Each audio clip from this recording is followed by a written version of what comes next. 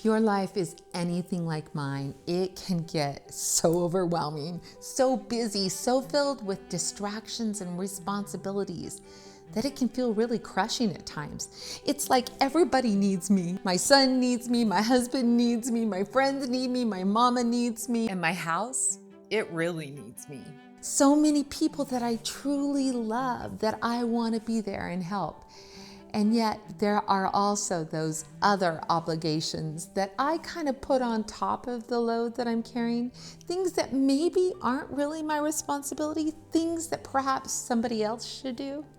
Well, in my book, Having a Mary Heart in a Martha World, I share the story that my dear friend Rosemary Kowalski told me about a man and a wagon and a job that he'd been given by God. God just asked him to take 3 rocks to the top of the mountain. And if you'd like to see that video, you can watch it right here. It's a great analogy of what we do in our own lives, where we start out serving the Lord, but then we take on obligations from other people, wanting to truly help them, and yet maybe doing more than we should. So after I did that video, I thought I really want to follow it up with a lesson that my other friend, Trisha shared with me that I also include in the book. And I've got a free PDF that you can download and use to kind of discern, okay, God, what are the things that belong in my life and what are the things that don't? I love that verse in James 1 where the writer says, if anyone lacks wisdom, he should ask God, who gives generously to all without finding fault. Listen, if you need wisdom because you're feeling so overwhelmed, because there are so many different things that feel like obligations, have-tos and shoulds, that you really are almost at the end of your strength, this can be a powerful exercise. Because here's the deal, you guys. God is not a slave driver. He's a good shepherd, and he wants to take us at a pace we can go. He doesn't just load on responsibilities to the point of our breaking. No, he gives us the strength to do what he asks us to do. But it's when we begin to add other things, other layers, other boulders of responsibilities, that sometimes we run out of the strength that we need. Well, my friend Trisha and her husband John were at that point many, many years ago. They had a lot of obligations. John worked for a large company. Trisha was writing and doing the online space. They had 3 kids that were they were homeschooling, ministries that they were involved in at church, and there were just so many things that they were completely overwhelmed. And so after asking the Lord for wisdom, the Lord led them to this little exercise that you'll find in that free downloadable worksheet. And what they did was this. Number 1, they listed all of the responsibilities and obligations that they had. They included all the things that were filling their calendar concerning the kids, concerning church, concerning work obligations, family, friends, all of those things. And there were a lot of good things. Have you noticed? I don't know about you, but I tend to not do what I don't want to do.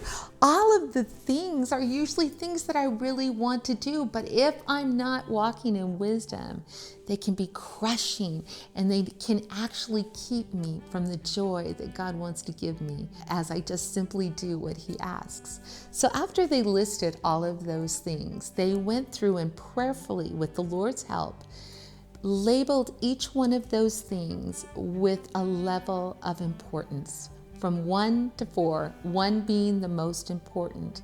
They just kind of went through it systematically. What are the things that had to stay? What are the things that were important that they do, but maybe not absolutely necessary? But then those things that, well, maybe during this season of life, they could be expendable.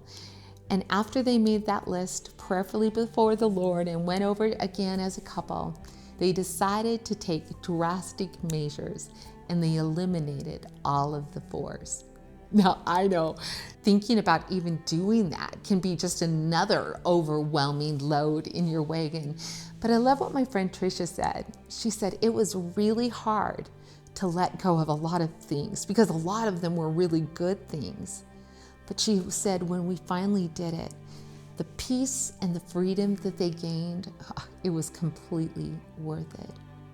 I think it's important to remember that taking something out of our wagon doesn't mean that we're never going to do it again.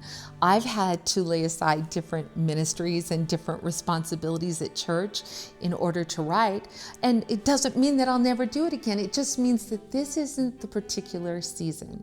And there have also been times when I felt the Lord shut the door and end one kind of ministry, not knowing that He might have something ahead.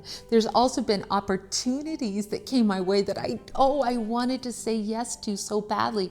And fear said, Joanna, you've got to say yes, because what if it never comes your way again? But I've learned that God knows my days and He knows my frame better than I do. And if this particular thing is something He has for me, He'll be sure to bring it around again, but it will be in His timing, and I'll be able to do it in His strength. I love what Ephesians 5:15-17 says in the New Living Translation. So be careful how you live. Do not live like fools, but like those who are wise. Make the most of every opportunity. And then listen to this last part. Do not act thoughtlessly, but understand what the will of the Lord is. And really, that's the bottom line when it comes to dumping rocks out of our wagon.